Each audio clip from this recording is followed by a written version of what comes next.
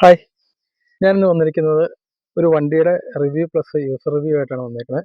വണ്ടി ഏതാണെന്ന് നിങ്ങൾക്ക് മനസ്സിലായി കാണും. ഇത് ഹോണ്ട ആക്ടിവയുടെ 2025 മോഡൽ BS6 125 മോഡലാണ്. എനിക്കൊരു 2023 BS6 125 ഉണ്ടായിരുന്നു.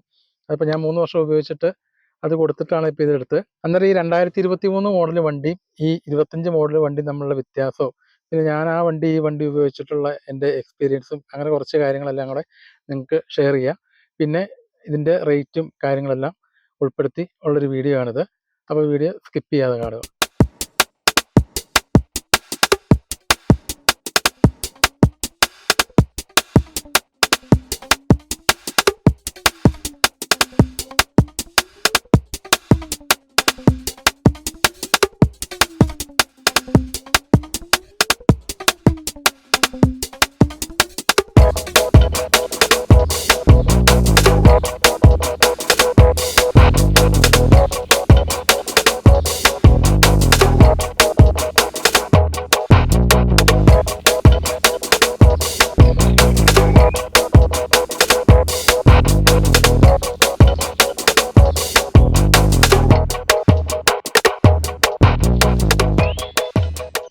ആക്ടിവ 125 BS6 രണ്ട് വേരിയൻ്റ് ആണ് ഉള്ളത്. ഒന്ന് DLXും മറ്റത് H സീരീസും. നമ്മുടെ വരുന്നത് DLX ആണ്. H സീരീസിന് ഇതിനേക്കാളും കുറച്ച് വില വ്യത്യാസമുണ്ട്. പിന്നെയുള്ള വ്യത്യാസം എന്താണെന്ന് വെച്ചാൽ ഇതിൻ്റെ ഡിസ്പ്ലേ ആയിട്ട് അത് ബ്ലൂടൂത്ത് വഴി പെയർ ചെയ്യാം, അത് കണക്ട് ചെയ്യാം ബ്ലൂടൂത്ത് വഴി. പിന്നെ ഉള്ളത് അത് റിമോട്ട് ടൈപ്പ് കീ ആണ് വരുന്നത്, താക്കോലില്ല, റിമോട്ട് ടൈപ്പ് കാറിൻ്റെ ഒക്കെ വരുന്ന മോഡൽ ഒരു സിസ്റ്റമാണ് ഈ H സീരീസിന് വരുന്നത്. ഇപ്പോൾ 25 മോഡൽ ആക്ടിവയുടെ പ്രധാനപ്പെട്ട ഒരു മാറ്റം ഇതുണ്ടോ, ഈ ഹെഡ്ലൈറ്റിൻ്റെ മുകളിലൊരു ക്രോം ഫിനിഷിങ് കൊടുത്തതുണ്ടോ. ഇത് കാണുമ്പോൾ തന്നെ ഒറ്റയടിക്കറിയാം പുതിയ വണ്ടിയുടെ ഏറ്റവും വലിയൊരു മാറ്റം. പിന്നെ ഉള്ളത് LED ഹെഡ്ലൈറ്റ്, അത് 2023 മോഡൽ വണ്ടിക്കും LED തന്നെയാണ്. പിന്നെ ഇൻഡിക്കേറ്റർ ആണെങ്കിലും LED അല്ല, ഹാലോജൻ ബൾബ് തന്നെയാണ് കൊടുത്തേക്കണേ. പിന്നെ ഇവിടെ ഒന്നും പറയത്തക്ക മാറ്റമോ കാര്യങ്ങളൊന്നുമില്ല. ഇതിൻ്റെ വിഡ്ത്ത് വരുന്നത് 707 mm ആണ്. പിന്നെ ഇതിൻ്റെ ഡിസ്ക് വരുന്നത് 190 mm ഡയാണ് ഇതിൻ്റെ ഡിസ്ക് വരുന്നത്. പിന്നെ അലോയ് വീലാണ്. അതുപോലെ തന്നെ 12 ഇഞ്ച് ടയർ സൈസാണ് ഇതിന് വരുന്നത്. പിന്നെ ടെലിസ്കോപ്പിക് സസ്പെൻഷൻ വരുന്നുണ്ട്. അതുപോലെ രണ്ട് സൈഡിലും ഓരോ റിഫ്ലക്ടറും കൊടുത്തിട്ടുണ്ട്. ഇതിൻ്റെ രണ്ട് സൈഡിലും ഓരോ റിയർ വ്യൂ മിറർ വരുന്നുണ്ട്. പ്രധാനപ്പെട്ട വേറൊരു മാറ്റം എന്ന് പറഞ്ഞാൽ ഇതിൻ്റെ ഈ ഡാഷ്ബോർഡ് ഏരിയ ഉണ്ടോ, ഈ ഡാഷ്ബോർഡ് ഏരിയയിലെ കളർ കണ്ടോ, ഒരു കോഫി ബ്രൗൺ കളറാണ് ഇതിൻ്റെ അകത്ത് വന്നേക്കുന്നത്. കൂടാതെ 4.2 ഇഞ്ചിൻ്റെ ഒരു TFT ഡിജിറ്റൽ ഡിസ്പ്ലേയും ഉണ്ട് ഇതിൻ്റെ അകത്ത്. നമുക്കിനി ഇതിൻ്റെ സ്വിച്ചുകളൊക്കെ ഒന്ന് പരിചയപ്പെടാം. ഇതാണ് എൻജിൻ സ്റ്റാർട്ട് സ്വിച്ച്. ഇത് ശരിക്കും പറഞ്ഞാൽ രണ്ട് മോഡുണ്ട്. അതായത് ഇത് idling, start and stop mode ഉള്ളൊരു വണ്ടിയാണിത്. അതായത് വണ്ടി നമ്മളിപ്പോൾ ഒരു ട്രാഫിക്കിലേക്ക് കൊണ്ട് നിർത്തി കഴിയുമ്പോഴത്തേനും ഈ താഴോട്ട സ്വിച്ച് കിടക്കുന്നെങ്കിൽ അത് ഓട്ടോമാറ്റിക്കായിട്ട് വണ്ടി എൻജിൻ ഓഫ് ആവും. പിന്നെ നമ്മൾ ആക്സിലേറ്റർ കൊടുത്തു കഴിയുമ്പോഴത്തേനും വണ്ടി തനിയെ ഓൺ ആവും. അത് നേരെ മറിച്ച് ഈ മുകളിലോട്ട് ഇടുവാണെങ്കിൽ അങ്ങനെ ഓഫ് ആകത്തില്ല, വണ്ടി റണ്ണിങ്ങിൽ തന്നെ കിടക്കും. കമ്പനി ഇങ്ങനെ ഒരു സിസ്റ്റം കൊണ്ടുവന്നേക്കുന്നത് മൈലേജ് കൂട്ടാൻ വേണ്ടിയിട്ടാണ്. പിന്നെ ഈ ഭാഗത്തിന് വ്യത്യാസമൊന്നും വന്നിട്ടില്ല.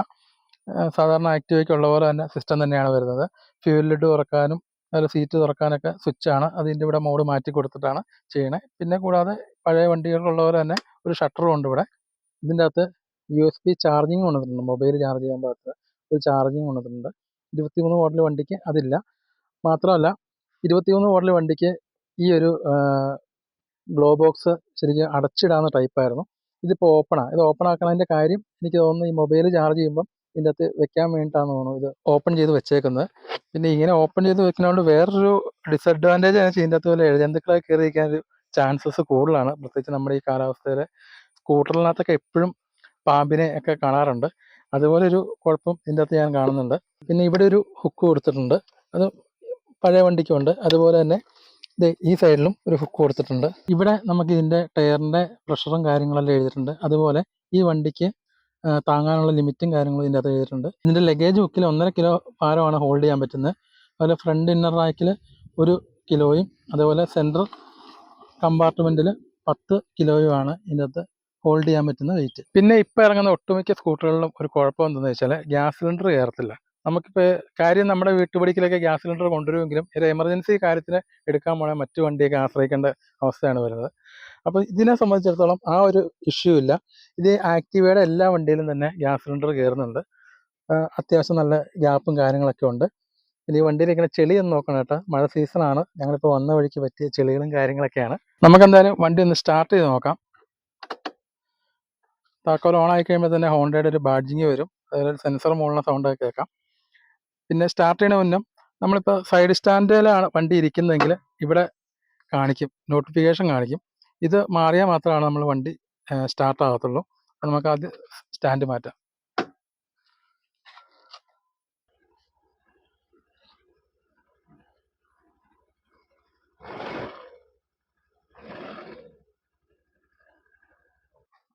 ഇതാണ് നമ്മുടെ ഡിസ്പ്ലേയുടെ ഏരിയ വരുന്നത്. ഇപ്പം നമ്മളിപ്പോൾ ഈ സ്വിച്ച് ഇതിപ്പോൾ റൈറ്റിലോട്ട് മാറ്റി കഴിഞ്ഞിട്ടുണ്ടെങ്കിൽ ഇവിടെ ഇപ്പോൾ ഫ്യൂവലിൻ്റെ മോഡായി. പിന്നെ ഒന്നുകൂടെ റൈറ്റിലോട്ട് മാറ്റി കഴിയുമ്പം അതിൻ്റെ അകത്ത് റേഞ്ച് വരുന്നുണ്ട്. അതുപോലെ ഫ്യൂവലിൻ്റെ എന്തോരം ഉണ്ടെന്നുള്ള കാര്യങ്ങളും എല്ലാം വരുന്നുണ്ട്. പിന്നെ താഴോട്ട് മാറ്റി കഴിഞ്ഞിട്ടുണ്ടെങ്കിൽ കിലോമീറ്ററിൻ്റെ കാര്യങ്ങളും എല്ലാം ഇതിൻ്റെ അകത്ത് കാണിക്കുന്നുണ്ട്. ഇത് ട്രിപ്പ് എ, ബി ഇതെല്ലാം സെറ്റ് ചെയ്യാനുള്ള ഓപ്ഷനാണ്. അതുപോലെ ട്രിപ്പ് എത്ര ഓടി എന്നുള്ളത് അറിയാനാണെങ്കിൽ ഇവിടെ ജസ്റ്റ് ഈ ജോയ്സ്റ്റിക്ക് താഴോട്ട് താഴ്ത്തി കഴിയുമ്പം ട്രിപ്പ് എ എത്രയുണ്ട്, ട്രിപ്പ് ബി ടോട്ടൽ എല്ലാം ഇവിടെ തന്നെ കാണിക്കും. ഇപ്പോൾ ഇതിൻ്റെ അകത്ത് ഇപ്പോൾ 95 കിലോമീറ്റർ ഓടാനുള്ള ഫ്യൂവൽ ഇതിൻ്റെ അകത്ത് കിടപ്പുണ്ട്. ഇതാണ് റിയൽ ടൈം മൈലേജിൻ്റെ ഓപ്ഷൻ വരുന്നത്. കൂടാതെ ടൈം എഴുതി കാണിക്കുന്നുണ്ട്. ഡിമ്മും ബ്രൈറ്റിൻ്റെ ഇത് നോട്ടിഫിക്കേഷൻ വരും. അതുപോലെ ഐഡിൽ സ്റ്റോപ്പ് സ്റ്റാർട്ടിൻ്റെ സ്വിച്ച് ഓൺ ആണെങ്കിൽ ഇതേപോലെ കാണിക്കും. അതേപോലെ ഇവിടെ എൻജിൻ ചെക്ക് ലൈറ്റും കാര്യങ്ങളെല്ലാം ഈ സൈഡിലുണ്ട്. കൂടാതെ ഇതിൻ്റെ വേറൊരു പ്രത്യേകത എന്താണെന്ന് വെച്ചാൽ ഇത് ഡേ ആൻഡ് നൈറ്റ് ഡിസ്പ്ലേ ആണ്. ഇപ്പോൾ രാത്രി ആകുമ്പോഴത്തേനും ഇതിൻ്റെ കളർ നേരെ ഇൻവെർട്ട് ആവും. ഞാൻ ജസ്റ്റ് ഈ സെൻസർ അടച്ചു പിടിച്ചൊന്ന് കാണിച്ചു തരാം. കണ്ടു, ഇപ്പോൾ ബ്ലാക്കിൽ വൈറ്റ് കളറിലാണ് ഡിജിറ്റ് വരുന്നത്. ഇതിൽ എത്രത്തോളം നിങ്ങൾക്ക് വീഡിയോയിൽ കാണാൻ പറ്റുമെന്ന് എനിക്കറിയത്തില്ല. അതുപോലെ ഇതിൻ്റെ താഴെ ഹോണ്ടയുടെ ഒരു ബാഡ്ജിങ് കൊടുത്തിട്ടുണ്ട്. അത് മറ്റു വണ്ടികൾക്കും തന്നെ ഉണ്ട് കേട്ടോ. നമുക്കിനി ഇതിൻ്റെ സൈഡിലെ കാഴ്ചകൾ കാണാം.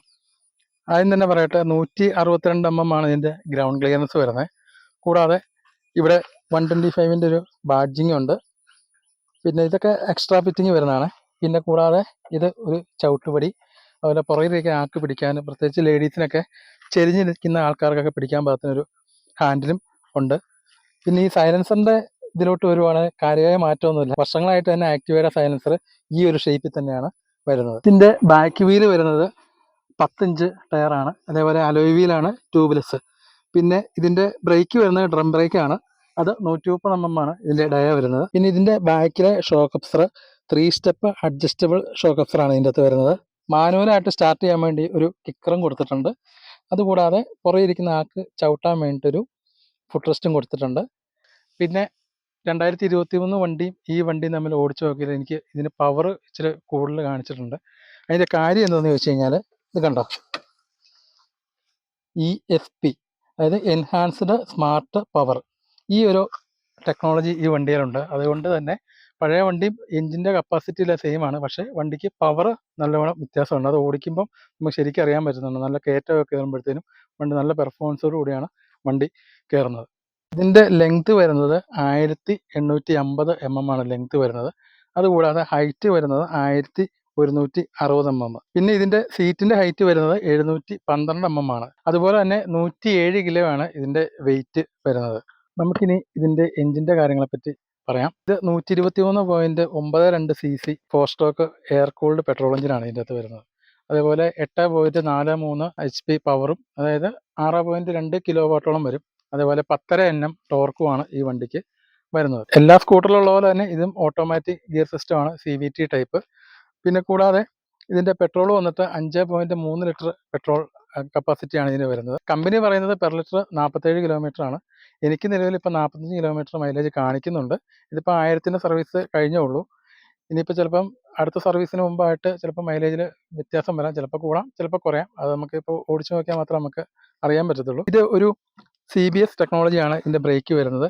അതായത് ബാക്ക് ബ്രേക്ക് പിടിക്കുമ്പോഴത്തേനും ഫ്രണ്ടും ഓട്ടോമാറ്റിക്കായിട്ട് പിടിക്കും. അതായത് കമ്പൈൻഡ് ബ്രേക്ക് സിസ്റ്റം എന്നാണ് അതിന് പറയുന്നത്. അതും വർഷങ്ങളായിട്ട് ഹോണ്ട ടെക്നോളജിയിൽ വരുന്ന ഒരു കാര്യമാണ്. ഇതിൻ്റെ അകത്ത് ഒരു ഹാൻഡ് ബ്രേക്ക് ഉണ്ട്. ഇതുണ്ട്, ബ്രേക്ക് പിടിച്ചിട്ട് ഒക്കെ ഇട്ടിട്ട് റിലീസ് ചെയ്താൽ മതി. എന്നിട്ട് ഒന്നുകൂടെ പ്രസ് ചെയ്ത് വിട്ട് കഴിഞ്ഞാൽ ഇത് റിലീസാകും. ഇത് ഹോണ്ടയുടെ വർഷങ്ങളായിട്ട് എല്ലാ വണ്ടിക്കും തന്നെ ഈ ഒരു സിസ്റ്റം ഉള്ളതാണ്. എന്നാൽ ഇപ്പോൾ ഇറങ്ങുന്ന മറ്റ് പല ബ്രാൻഡുകൾ ഈ 2025 BS6 മോഡൽ വണ്ടികൾക്ക് പോലും ഈ ഒരു സംവിധാനം ഇല്ലാത്ത വണ്ടികൾ പല ബ്രാൻഡിൻ്റെയും ഇറങ്ങുന്നുണ്ട്. അത് ശരിക്കും പറഞ്ഞാൽ ഒരു ന്യൂനതയാണ്. നമ്മൾ ചെറിയ ഇറക്കത്തൊക്കെ വണ്ടി വിശ്വസിച്ച് വെച്ചിട്ട് പോകാൻ പറ്റില്ല. പിന്നെ ഇതിൻ്റെ ഫ്രണ്ട് ബ്രേക്കിനെ പറ്റി പറയുകയാണെങ്കിൽ ഡിസ്ക് ബ്രേക്കാണെന്ന് ഞാൻ ആദ്യം പറഞ്ഞായിരുന്നല്ലോ. ഡിസ്ക് ബ്രേക്ക് വർക്ക് ചെയ്യുന്നത് ഫ്ലൂയിഡ് അസിസ്റ്റ് ചെയ്തിട്ടാണ്. ഇതിൻ്റെ ഉള്ളിലാണ് ഇതിൻ്റെ മാസ്റ്റർ സിലിണ്ടറും ഫ്ലൂയിഡ് ചേമ്പറും എല്ലാം കൂടെ ഇതിൻ്റെ ഉള്ളിലാണ് ഇരിക്കുന്നത്. ഇതിൻ്റെ ബാക്ക് വ്യൂ നോക്കുവാണെങ്കിൽ 2021 വ്യത്യാസമൊന്നും ഞാൻ ഒറ്റ നോട്ടത്തിൽ കാണുന്നില്ല കേട്ടോ. കൂടാതെ ഇതിൻ്റെ ലൈറ്റൊക്കെ ആണെങ്കിലും ഹാലജൻ തന്നെയാണ് വന്നേക്കണേ, അപ്ഡേഷൻ ഒന്നുമില്ല, LED ഒന്നും ആക്കിയിട്ടില്ല. പിന്നെ ഈ പെട്രോൾ ലിഡിൻ്റെ അവിടെ E20 എന്നൊരു ബാഡ്ജിങ് ഉണ്ടോ, ഇത് എഥനോൾ മിക്സ് ചെയ്ത് പെട്രോൾ അടിക്കാന്നുള്ളതിൻ്റെ ഒരു സിമ്പിളാണ് ഈ കാണിച്ചേക്കുന്നത്. എഥനോൾ മിക്സ് ചെയ്ത പെട്രോളിന് വിലയും കുറവാണ്, മൈലേജും കുറവാട്ടോ. പിന്നെ നമുക്കിതൊന്ന് തുറന്ന് കാണിക്കാം. ഇതാണ് ഇതിൻ്റെ ഉള്ളിൽ.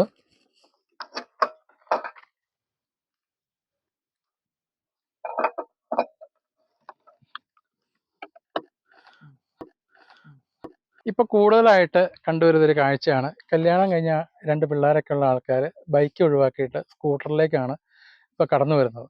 അതിൻ്റെ കാര്യം വേറൊന്നുമല്ല, നമ്മളിപ്പോൾ പിള്ളേരൊക്കെ ആകുമ്പോഴത്തേനും ബൈക്കിൽ പോകാനുള്ള ബുദ്ധിമുട്ട്, പിന്നെ വീട്ടിലോട്ടുള്ള വേണ്ട സാധനങ്ങൾ വാങ്ങിച്ചുകൊണ്ട് വന്നാലും ബൈക്ക് ഹാൻഡിൽ തൂക്കിയിടണം, അല്ലെങ്കിൽ ഇതേപോലത്തെ ഹാൻഡിൽ തൂക്കിയിടണം, അങ്ങനത്തെയൊക്കെ ഒരു ബുദ്ധിമുട്ട് കൊണ്ട് ആൾക്കാർ സ്കൂട്ടർ ചൂസ് ചെയ്യുന്നതാണ് എൻ്റെ ഒരു വിശ്വാസം. ഫ്രണ്ടിലും സാധനം വെക്കാം, സീറ്റിൻ്റെ ഉള്ളിലും സാധനം വെക്കാം. അപ്പം ഇതിൻ്റെ സീറ്റിൻ്റെ ഉള്ളിൽ ഒരു 18 ലിറ്റർ ബൂട്ട് സ്പേസ് ആണ് വരുന്നത്. അതിൻ്റെ ഉള്ളിൽ ഞാൻ കാണിച്ചു തരാം. ഇതുണ്ട്, അത്യാവശ്യം ഹെൽമെറ്റ് വെക്കാം, അത്യാവശ്യം അരി പച്ചക്കറിയൊക്കെ വലിയ ക്വാണ്ടിറ്റിയിലും നമുക്ക് ഇതിൻ്റെ അകത്ത് വെച്ച് സുഖമായിട്ട് കൊണ്ടുവരാം. പിന്നെ ഇതിൻ്റെ അകത്ത് 2 ഹോള് കൊടുത്തിട്ടുണ്ട്. നമ്മുടെ മഴക്കോട്ടൊക്കെ വെച്ച് കഴിയുമ്പോൾ അതിൻ്റെ ഉള്ളിലെ വെള്ളമൊക്കെ ഊർന്നു പോകാൻ വേണ്ടിയിട്ട് 2 ഹോള് കൊടുത്തിട്ടുണ്ട്. കൂടാതെ വണ്ടി വരുമ്പോൾ ഉള്ളൊരു സർവീസ് ബുക്ക്, അതേപോലെ ഫസ്റ്റ് എയ്ഡ് ബോക്സ്. പിന്നെ ഉള്ളത് ടൂൾ കിറ്റാണ്. ടൂൾ കിറ്റ് ഒരു 12 സ്പാനർ, ഒരു സ്ക്രൂ ഡ്രൈവർ, ഒരു ബോക്സ്. സത്യം പറഞ്ഞാൽ ഇതല്ല മെയിനായിട്ട് ഈ വണ്ടിക്ക് വേണ്ട ഒരു കാര്യം. ഇതിൻ്റെ വീലഴിക്കാനുള്ള ഒരു സ്പാനറാണ് മെയിനായിട്ട് വേണ്ടത്. മിക്കവാറും വണ്ടി വഴിക്ക് കിടക്കുമ്പോൾ വീലഴിച്ച് അടുത്ത പഞ്ചർ ഷോപ്പിൽ കൊണ്ട് കൊടുക്കാൻ വീലഴിക്കാൻ സ്പാനർ മെയിനായിട്ട് വേണം. അത് ഒരു വണ്ടി ഇപ്പം കൊടുക്കുന്നില്ല. ഇതിൻ്റെ ഒറിജിനൽ സീറ്റിൻ്റെ കളറ് ഈ കോഫി ബ്രൗൺ കളർ തന്നെയാണ്, ഡാഷ്ബോർഡിൻ്റെ കളർ തന്നെയാണ്. പിന്നെ ഈ കവറ് വന്നേക്കണത്, ഇത് വണ്ടി എടുത്തപ്പോൾ ഷോറൂമുകാർ തന്ന കവറാണ്. ഞാൻ തൊടുപുഴയിലുള്ള മുത്തൂറ്റ് ഹോണ്ടയെന്നാണ് വണ്ടി എടുത്തത്. അവരുടെ ഒരു ബാഡ്ജിങ് ഒക്കെ ഈ സീറ്റ് കവറിൽ എഴുതിയിട്ടുണ്ട്. വണ്ടി ആവശ്യമുള്ളവരൊക്കെ വേണം ഈ നമ്പറിൽ കോൺടാക്ട് ചെയ്താൽ മതി. വണ്ടിയുടെ ഡീറ്റെയിലും കാര്യങ്ങളെല്ലാം അവർ പറഞ്ഞു തരും. ഞാൻ ആദ്യമേ തന്നെ പറഞ്ഞല്ലോ, 2023 മോഡലും 25 മോഡലും തമ്മിലുള്ള ഒരു കമ്പാരിസണും ഞാൻ ഉപയോഗിച്ച ഒരു കുറച്ച് കാര്യങ്ങളുമാണ് പറയാൻ പോകുന്നത്. നിലവിൽ ഇതിപ്പം ഞാൻ 1663 കിലോമീറ്റർ വണ്ടി ഓടിച്ചു. ഇപ്പം ഇത്ര ഓടിച്ചതെന്ന് എനിക്ക് മനസ്സിലായ കാര്യം, 2023 വണ്ടിയേക്കാളും ഇതിന് പവർ കൂടുതലുണ്ട്. അത് ഞാൻ ആദ്യം സൂചിപ്പിച്ചായിരുന്നല്ലോ. അത് ആ ESP മോഡ് ഉള്ളതുകൊണ്ടാണ് പവർ കൂടുതലുള്ളതെന്നാണ് എൻ്റെ ഒരു വിശ്വാസം. കാരണം എഞ്ചിനും കാര്യങ്ങളെല്ലാം സെയിം തന്നെയാണ് വണ്ടിക്ക് വരുന്നത്. പിന്നെ ഡ്രൈവിംഗ് കംഫർട്ടബിലിറ്റി, അതാ മറ്റേ 23 മോഡൽ വണ്ടികൾക്കുള്ള സെയിം ഇത് തന്നെയാണ് ഇതിലും വരുന്നത്. ഇതിന് ഈ 2 വണ്ടിക്ക് മുന്നേ എനിക്ക് വേറൊരു ബ്രാൻഡിൻ്റെ ഒരു വണ്ടി ഉണ്ടായിരുന്നു, ഏറെക്കുറെ ഈ ഒരു ഷേപ്പൊക്കെയാണ്. അതിൻ്റെ കുഴപ്പം വെച്ചാൽ സീറ്റിന് ഭയങ്കര വീതി കൂടുതലാണ്. ഒരു 10 കിലോമീറ്റർ പോയി കഴിയുമ്പോഴത്തേനും നടുവിനൊക്കെ ഭയങ്കര വേദനയും കാര്യങ്ങളൊക്കെയാണ്. അതുകൊണ്ടാണ് ഞാൻ ആ വണ്ടി കൊടുത്ത് ഒഴിവാക്കി ഈ ആക്റ്റീവ തിരഞ്ഞെടുക്കാനുള്ള കാരണവും. ഇപ്പം ആക്റ്റീവയിലോട്ട് വന്നപ്പോഴാണെങ്കിലും ഞാൻ ആ വണ്ടി കൊണ്ട്, ഈ വണ്ടി ഇപ്പോൾ എടുത്തിട്ട് 1 മാസമേ ഉള്ളൂ, ആ വണ്ടി കൊണ്ട് ഒരുപാട് ദൂരം ഞാൻ പോയിട്ടുണ്ട്. ഞാൻ കൊട്ടാരക്കര പോയിട്ടുണ്ട്, പുനലൂർ പോയിട്ടുണ്ട്, തൃശ്ശൂർ പോയിട്ടുണ്ട്. അങ്ങനെ ഒരുപാട് സ്ഥലത്തൊക്കെ ഞാൻ ആ വണ്ടി കൊണ്ട് പോയിട്ടുണ്ട്. എനിക്ക് ഒരു നടുവേദന കാര്യങ്ങളോ ഒന്നും ഈ ആക്റ്റീവ ഓടിച്ചിട്ട് നിലവിൽ വന്നിട്ടില്ല. മറ്റേ നേരത്തെ പറഞ്ഞ വണ്ടിയിൽ ഒരു 10 കിലോമീറ്ററൊന്നും തികച്ച് ഓടിക്കാൻ പറ്റില്ലായിരുന്നു. അത് അങ്ങനത്തെ ഒരു സിസ്റ്റമാണ് ആ വണ്ടിയുടെ സീറ്റ്. പിന്നെ ഇതിൻ്റെ ഒരു ഡിസഡ്വാൻറ്റേജ് ആയിട്ട് എനിക്ക് തോന്നിയ 2 കാര്യമേ ഉള്ളൂ നിലവിൽ. ഇനി പോകുന്തോറും വേറെ ഉണ്ടോ എന്ന് എനിക്കറിയത്തില്ല. നിലവിൽ കണ്ട 2 കാര്യങ്ങൾ ഞാൻ പറയാം. ഒന്നാമത്തെ കേസ്, ഇതിൻ്റെ ഈ ഡിജിറ്റൽ ഡിസ്പ്ലേയുടെ മുകളിലത്തെ ഗ്ലാസ് അത് ഇച്ചിരി ക്വാളിറ്റി കുറവാണെന്ന് തോന്നി. കാര്യം ഇപ്പോൾ ഇത്രയും കിലോമീറ്റർ ഓടിയപ്പോൾ തന്നെ ചെറിയ വിരിച്ചിലും കാര്യങ്ങളൊക്കെ ഇതിൻ്റെ അകത്ത് വന്നിട്ടുണ്ട്. അത് വീഡിയോയിൽ ക്ലിയർ ആയിട്ട് കാണാൻ പറ്റില്ല, നേരിട്ട് നോക്കിയാൽ കാണാം. ഇവിടെയൊക്കെ ചെറിയൊരു വിരിച്ചിൽ പോലെ വന്നിട്ടുണ്ട്. പിന്നെ രണ്ടാമത്തെ കാര്യം, ഈ സ്റ്റാർട്ട് സ്വിച്ചില്ലേ, ഇതിനൊരു മോഡലുണ്ടെന്ന് 2 മോഡലുണ്ടെന്ന് ഞാൻ പറഞ്ഞായിരുന്നല്ലോ, ഐഡിൽ, സ്റ്റാർട്ട് ആൻഡ് സ്റ്റോപ്പ്. ഇതിൻ്റെ ഒരു പ്രത്യേകത എന്തെന്ന് വെച്ചാൽ, നോർമലി നമ്മൾ വണ്ടി ഇപ്പോൾ ട്രാഫിക്കിലൊക്കെ വന്ന് നിന്ന് കഴിയുമ്പോഴത്തേനും നമ്മൾ ബ്രേക്ക് പിടിച്ച് വണ്ടി ഒരു സെക്കൻഡൊക്കെ ഐഡിൽ തന്നെ നിന്ന് കഴിഞ്ഞാൽ എൻജിൻ തന്നെ ഓഫാവും. അത് കഴിഞ്ഞിട്ട് വീണ്ടും നമ്മൾ ആക്സിലേറ്റർ കൊടുത്തു കഴിയുമ്പോഴാണ് വണ്ടി സ്റ്റാർട്ടായി നമുക്ക് യൂസ് ചെയ്ത് പോകാം. അത് ഈ 2023 മോഡൽ വണ്ടികൾക്കൊക്കെ കറക്റ്റ് ഫങ്ഷനായിരുന്നു. പക്ഷേ ഈ മോഡൽ വന്നപ്പം ഈ വണ്ടിയുടെ, ഈ പർട്ടിക്കുലർ വണ്ടിയുടെ പ്രശ്നമാണോ അത് ഈ സീരീസിലുള്ള എല്ലാ വണ്ടിയുടെ പ്രശ്നമാണോ എന്ന് എനിക്ക് അറിയത്തില്ല. നിലവിൽ നമ്മളിപ്പോൾ ഒരു ഇറക്കമൊക്കെ ഇറങ്ങുമ്പം നോർമലി ആക്സിലേറ്റർ കുറച്ച് ബ്രേക്ക് പിടിക്കുന്ന സമയത്ത് എൻജിൻ ഓട്ടോമാറ്റിക്കായിട്ട് ഓഫ് ആവുന്നുണ്ട്. പിന്നെ നമ്മൾ ന്യൂട്രൽ പോകുന്ന ഒരു പ്രതീതിയിലാണ് ഈ വണ്ടി പോകുന്നത്. പിന്നെ നമ്മൾ കൈ കൊടുക്കാമെന്ന് വെച്ച് കഴിയുമ്പോഴത്തേനും പെട്ടെന്ന് RPM കയറി കൂടുതൽ വരും. അങ്ങനത്തെ ചില ഇഷ്യൂസൊക്കെ ഉണ്ട്. അത് മാനുവലായിട്ട് നമുക്ക് ഓഫ് ചെയ്യാനുള്ള ഓപ്ഷൻ ഉണ്ട്. പക്ഷെ നമ്മൾ പെട്ടെന്ന് ഒരു ഇറക്കത്തിലോട്ടൊക്കെ ചെന്ന് കഴിയുമ്പോൾ ചിലപ്പോൾ നമ്മളത് ഓഫ് ചെയ്യാൻ മറന്നു പോകും. പ്രത്യേകിച്ച് സ്ത്രീകൾക്കൊക്കെയാണ് അതുകൊണ്ട് വലിയൊരു ബുദ്ധിമുട്ട് വരുന്നത്. നല്ല ഇറക്കത്തിലൊക്കെ വരുമ്പം ന്യൂട്രലിൽ പോയി കഴിഞ്ഞാൽ ചിലപ്പം ബ്രേക്ക് പിടിച്ചാൽ കിട്ടില്ല. നോർമലി ഇത് CVT ടെക്നോളജി ഉള്ള വണ്ടിയാണ്. വലിയ ഗിയർ പിടുത്തം എന്ന് പറയാനില്ല, എങ്കിൽ പോലും അങ്ങനെ ഓഫാകാതിരിക്കുവാണെങ്കിൽ ചെറിയൊരു ഉള്ളൊരു പിടുത്തത്തിൽ വേണം വണ്ടി നമുക്ക് ഇറങ്ങിക്കൊണ്ട് പോകാം. മറ്റ് ഗിയറുള്ള വണ്ടിയാണെങ്കിൽ നമുക്ക് ഫസ്റ്റോ സെക്കൻഡോ ഇട്ട് ഡൗൺ ചെയ്താണ് നമുക്ക് പിടുത്തം കിട്ടും. ഇതിന് പക്ഷേ ആ ഒരു പിടുത്തം ഇല്ല ഓൾറെഡി. ഇനി സർവീസിന് ചെല്ലുമ്പോൾ അവരോട് ചോദിച്ചു നോക്കണം, ഇതിൻ്റെ ടൈമിങ്ങിൽ എന്തെങ്കിലും വ്യത്യാസം വരുത്താൻ പറ്റുമോ, സെൻസറിലോ വല്ല ട്യൂണിങ്ങോ കാര്യങ്ങളോ ഉണ്ടെന്ന് അവരോട് ചോദിച്ചു നോക്കണം. അത് മാത്രമല്ല ഈ വണ്ടിയുടെ പ്രശ്നമാണോ അത് മൊത്തത്തിലുള്ള പ്രശ്നമാണോ എന്ന് എന്തായാലും ചോദിച്ചു നോക്കിയിട്ട് കംപ്ലയിൻറ്റ് തീർക്കാൻ പറ്റുവാണെങ്കിൽ തീർക്കണം. ഇത്ര നേരം ഈ വീഡിയോ കണ്ടുകൊണ്ടിരുന്ന പലർക്കും ഉള്ള സംശയം, ഒരാകാംക്ഷയായിരിക്കും ഈ വണ്ടിയുടെ വില എത്രയാണെന്നുള്ളത്. ഞാൻ എടുത്തപ്പോൾ ഉള്ള വില ഞാൻ പറയാം, കാരണം മാർക്കറ്റിൽ എപ്പോഴും വില അങ്ങോട്ടും ഇങ്ങോട്ടുമൊക്കെ ചേഞ്ച് ആയിക്കൊണ്ടിരിക്കും. ഞാൻ എടുത്തപ്പോൾ ഈ വണ്ടിക്ക്, ഇത് DLX മോഡലാണ്, ഈ വണ്ടിയുടെ വില 1,30,000 രൂപയാണ് ഓൺ ദ റോഡ് വന്നത്, ആക്സറീസ് എല്ലാം ഉൾപ്പെടെ. അതുപോലെ തന്നെ സ്മാർട്ട് സീരീസിൻ്റെ വരുന്നത് ഇതിനേക്കാളും 7,000 രൂപ കൂടുതലായിരുന്നു ആ ടൈമിൽ. ഇപ്പോഴത്തെ വില എനിക്ക് കറക്റ്റ് അറിയത്തില്ല, ചെറിയ വ്യത്യാസമൊക്കെ ചിലപ്പോൾ വന്ന് കാണുമായിരിക്കും. അപ്പോൾ ഇതാണ് ഈ വണ്ടിയുടെ വിലഭാഗം വരുന്നത്. ഈ സ്റ്റഡ്സിൻ്റെ അത്യാവശ്യം ക്വാളിറ്റിയുള്ള ഹെൽമെറ്റ് ഈ വണ്ടിയുടെ കൂടെ ഫ്രീ കിട്ടിയാണ്. ഇപ്പോൾ പുതിയ നിയമം അനുസരിച്ച് ഇപ്പോൾ ഇനി മുതൽ എടുക്കുന്ന വണ്ടികൾക്കൊക്കെ 2 ഹെൽമെറ്റ് കൊടുക്കണമെന്നാണ് കേന്ദ്ര സർക്കാരിൻ്റെ ഒരു ഉത്തരവ് വരുന്നത്. നിങ്ങൾക്ക് ഈ ഹോണ്ട ആക്ടിവ 125 BS6 വീഡിയോ ഇഷ്ടപ്പെട്ടു എന്ന് ഞാൻ കരുതുന്നു. ഇതിൻ്റെ അകത്ത് പറയാൻ വിട്ടുപോയ എന്തെങ്കിലും കാര്യങ്ങളുണ്ടെങ്കിൽ നിങ്ങൾ കമൻറ്റിലൂടെ രേഖപ്പെടുത്തേണ്ടതാണ്. അതുപോലെ തന്നെ നമ്മളോട് പലരും പറഞ്ഞിട്ടുണ്ട് യൂസ്ഡ് വണ്ടികളുടെ ഒരു വീഡിയോ ഇടുന്നത്. യൂസ്ഡ് വണ്ടി മീൻസ് ഇപ്പോൾ സെക്കൻഡ് ഹാൻഡ് വണ്ടികൾ ഒരുപാട് സ്ഥലത്തുണ്ട്. ഇപ്പോൾ മൂവാറ്റുപുഴ ഒക്കെ പെരുമ്പാവൂർ ഭാഗത്തൊക്കെ ഒരുപാട് വണ്ടികൾ വിൽക്കുന്ന ഷോറൂമുകളുണ്ട് സെക്കൻഡ്. അപ്പോൾ അതിനെപ്പറ്റി ഒരു വീഡിയോ ചെയ്യണമെന്ന് എന്നോട് പറഞ്ഞിട്ടുണ്ട്. ഉടൻ തന്നെ നമ്മുടെ ചാനലിൽ അങ്ങനത്തെ ഒരു വീഡിയോ വരുന്നതായിരിക്കും. അപ്പോൾ വീഡിയോ ഇഷ്ടപ്പെട്ടാൽ ലൈക്ക് ചെയ്യുക, ഷെയർ ചെയ്യുക, സബ്സ്ക്രൈബ് ചെയ്യുക. അപ്പോൾ മറ്റൊരു വീഡിയോ ആയിട്ട് നമുക്ക് ഉടനെ തന്നെ കാണാം. അതുവരേക്കും ബൈ.